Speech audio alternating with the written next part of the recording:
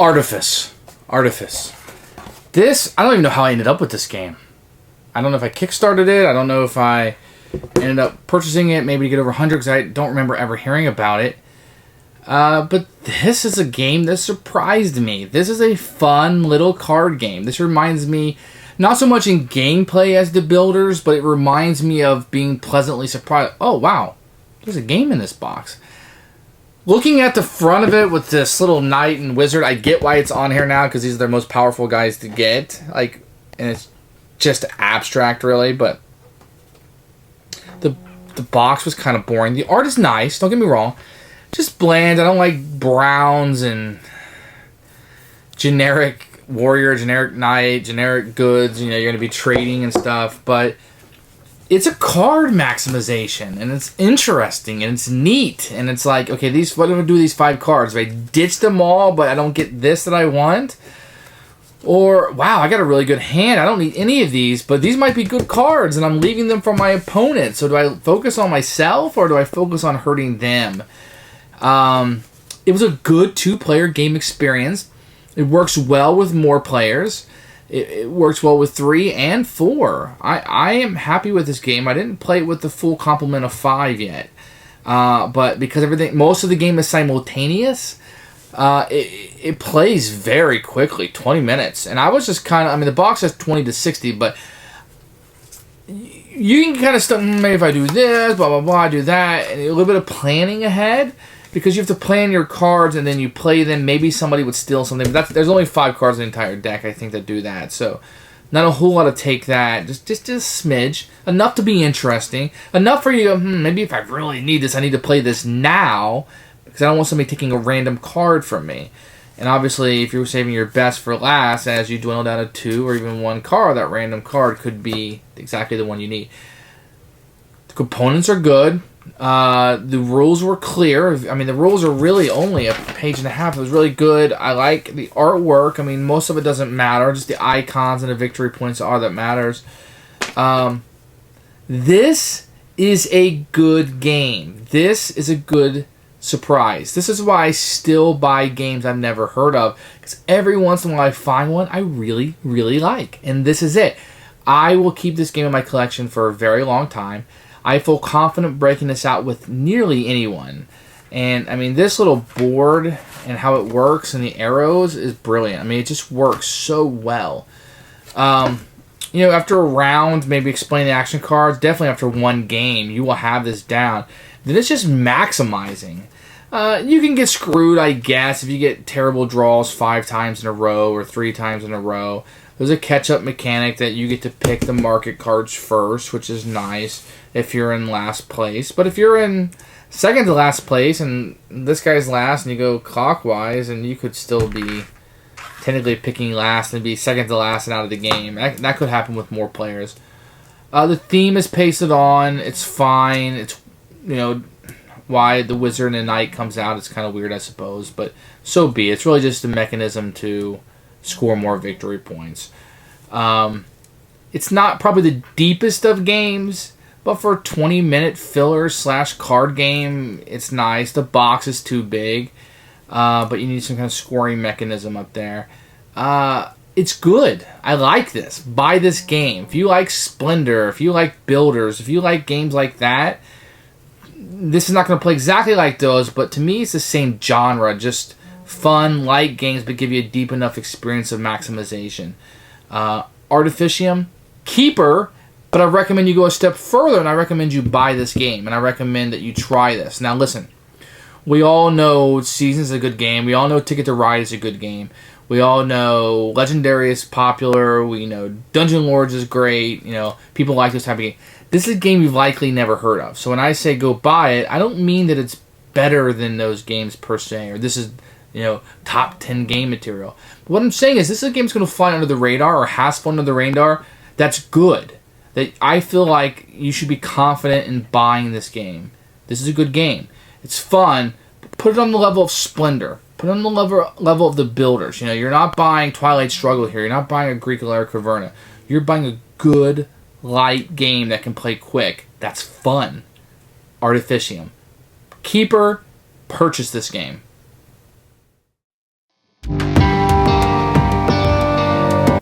the components for Artificium is pretty good. What you're going to start out with, let me show you the box. The box is way bigger than it has to be. Really, this part of it is all it's going to fill. So if you need air or oxygen, this is a great box to buy because you will get a lot of free air in it. But the insert is nice that it fits everything, sort of. You're going to get cards, a deck of cards. It's a very large set of cards, a lot of variety. The art on them is pretty good. The only thing that matters is these icons and the victory points. Nothing else is going to matter. I'll do another one, but I don't want to show you. Same card. So this matters, and this is just fluff.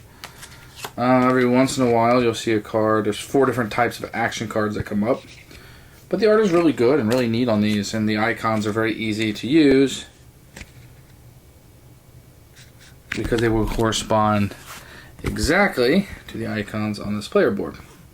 Now the player board is going to be thick cardboard. Appears to be double-sided, but they're exactly the same. So everybody's going to get a player board. I believe there's 6 that come in the game. You're going to get a scoreboard that you can see here.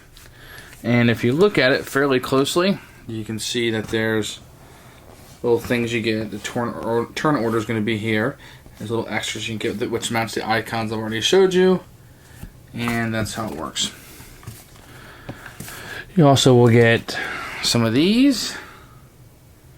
Each player will get one to keep track of score. They're very small, and unfortunately you have to sticker them yourselves, which is a huge pet peeve of mine. And you have turn order and first player marker. Very tiny.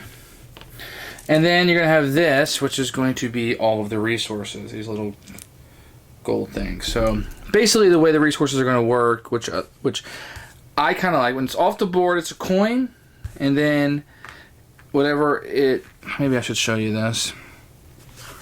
So there's different resources. Let me just show you maybe this part. So if it's here, it's wood. If it's here, it's wheat. If it's here, it's brewery.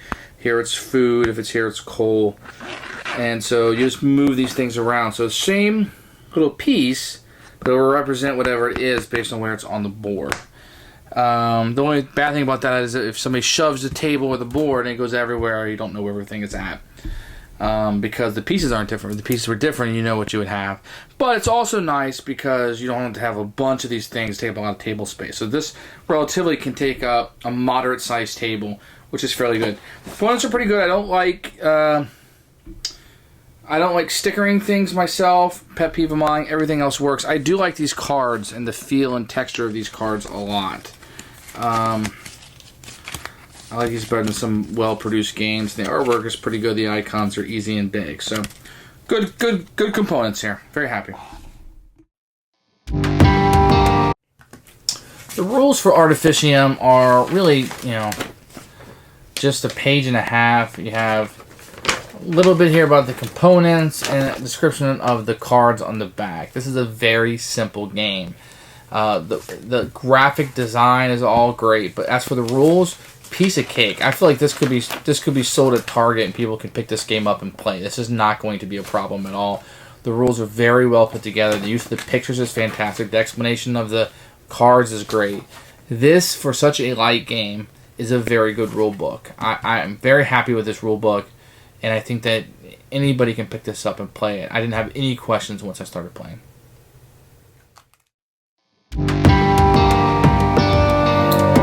Okay, so I'm going to show you how it's set up for just one player here, but keep in mind each player would have their own board and kind of doing their own thing, but for the purposes of being able to illustrate this, I'm just going to show you one person, which will be the red player, which is the color I usually play.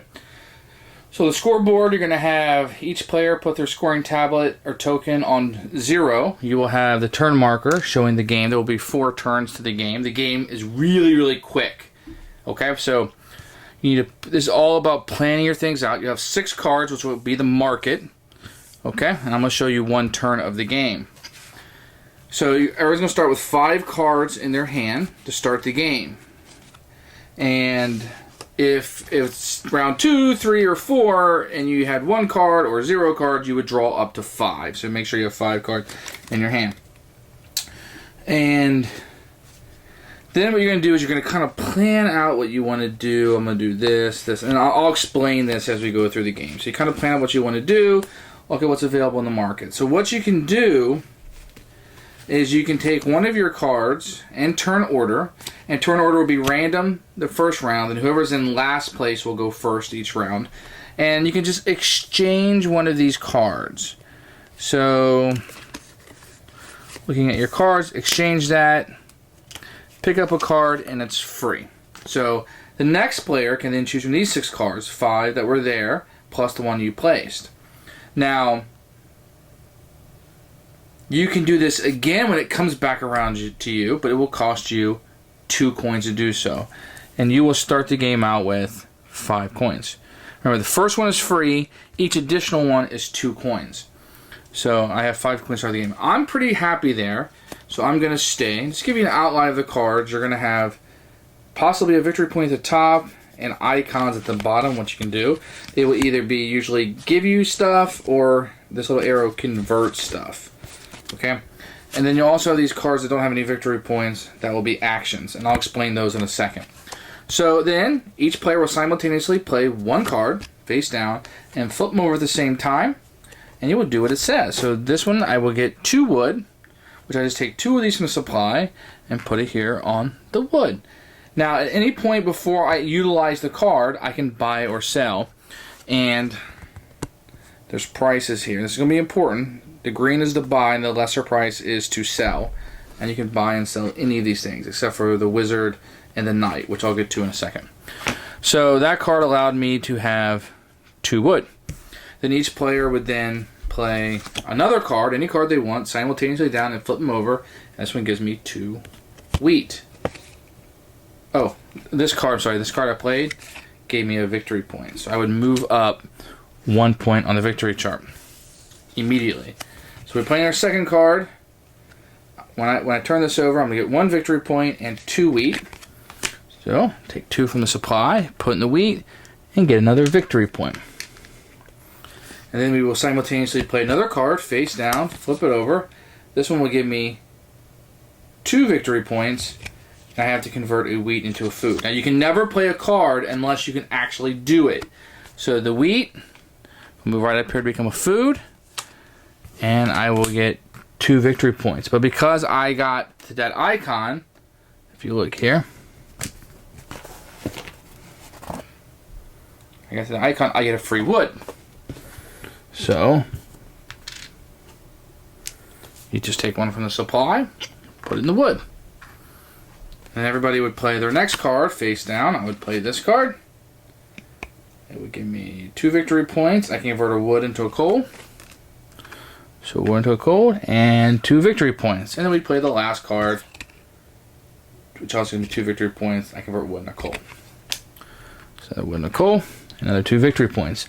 And the whole key of this game, now you may play less cards or more cards depending on how many you hand, but the whole key of this game is to try to utilize each card to the best of your ability, and if you can't, swap it out with those. So there's a little bit of luck in what you get drawn and if it helps you out, but you always buy and sell. So at any point, I could just buy one of these. So if I need another wood or something. So the cards that you played get discarded. They will become in the discard pile. And then the next round, you would draw 5 cards to get your hand back up. Now, before you get these cards, you can sell things to get money. And the reason why you'd want to get money now is you want to make sure you have a little bit of money because you want to be able to exchange cards next time if need be.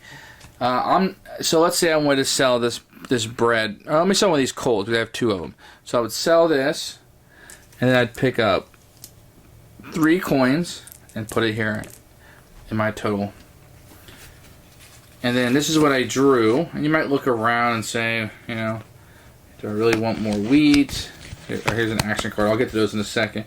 Transfer wheat into a barrel. So I don't think I want more wheat. Let me get rid of this card.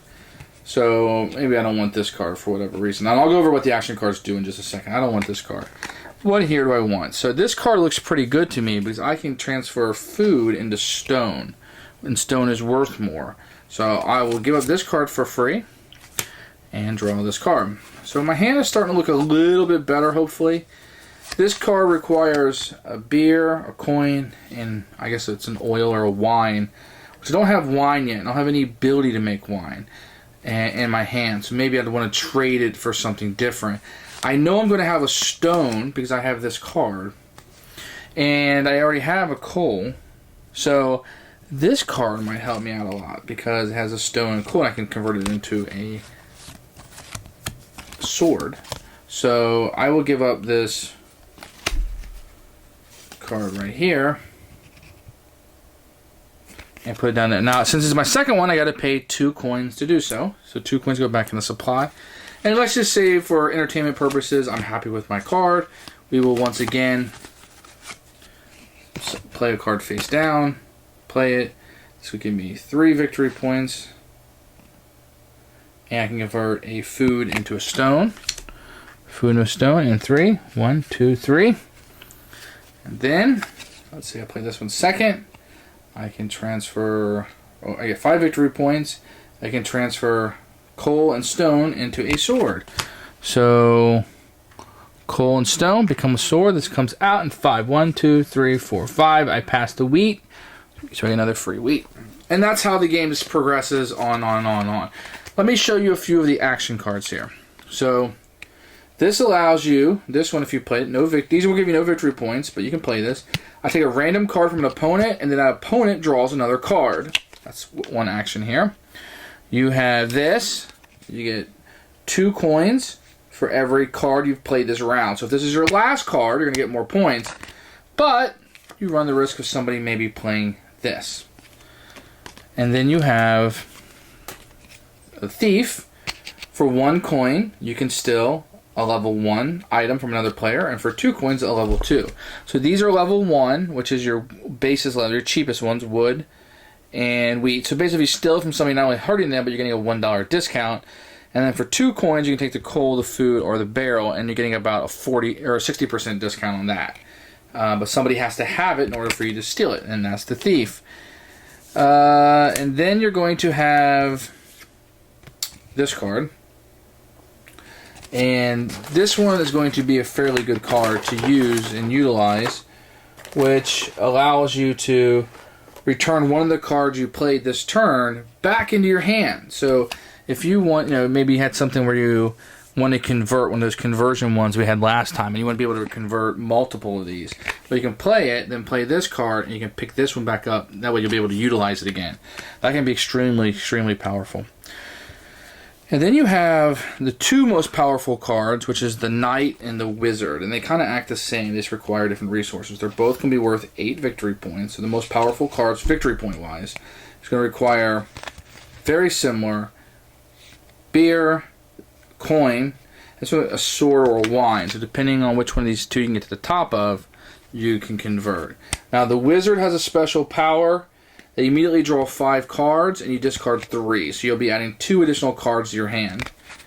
And then the Knight also gives you, he immediately makes you decrease one other player by 4 points. So in a 2-player game, he's a 12-point swing. In a 3-4-player game, you get to pick one of the opponents, and they go back 4. Probably the one that's closest to you or in first place. So that's what they do. And those are all the cards in the game. It's not a very complicated game. It's very easy. One other small rule you can do when you're picking up for the market cards, the first one you do instead of the free one, you can discard all your cards and draw 5 more. So if your hand is terrible, you can mitigate that. So let me go over it really quickly. You draw up to 5 cards. So you have at least 5 cards in your hand. Then you will kind of plan out your turn. Then you can exchange the 6 cards. The first one's free, or your entire hand and get 5 new ones from the deck. And then each card you pick up after that, or you exchange, is 2 coins. Then you're simultaneously going to play 1 card at a time, getting resources and victory points.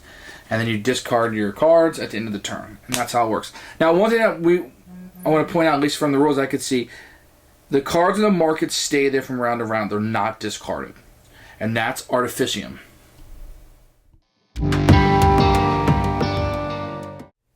Who should buy this game? This game is going to run the gamut. I think this game should be a filler in your collection. Now, if This is going to be a 5-player game, and it does go to 60 minutes. It might be too long for a filler. But if you're going to play an adventure game like Runebound or Rune Wars or any number of adventure games with the wizard and knight type of thing, this might be a really good game to open it with. This might be a great opener to kind of whet the appetite, the palate for what's going to come for the evening. It's real quick. The theme is pasted on, but I think you put it as non-gamers. I think you can get people into this game. And if you played Splendor a lot and you're just kind of, let's move on to something else, this might be it. It's not the same mechanics, but it just reminds me of the same genre that it's just an easy to play. You're going to understand it in a few minutes, and it's fun. Don't overthink it. Don't get caught up on the planning stage of it. Try to go with the flow here a little bit. Artificium is a fun game, and I'm going to recommend this. This is one of those games I feel like that has flown under the radar, but could find a place in nearly anyone's collection. This could be a Thanksgiving game to play. It's a little meatier than, maybe Trouble, of course. But this can be easily picked. If somebody's willing to sit down and learn a game, but they're not a gamer, but they're willing to learn one, and they want something kind of easy and light, this is it. This is a lot of fun. And after a game, they're going to be like, oh, let's play again. I want to do this differently. This is fun. It can be kind of addicting. I wanted to play it 2 or 3 times in a row. So Artificium is going to be a buy. I'm going to suggest most people buy this game. And I'm going to suggest if you just have a limited budget and cannot just go purchase a game, that you try this game. This was a surprise for me. Artificium is fun and is good, and I think you'll like this game. Keeper.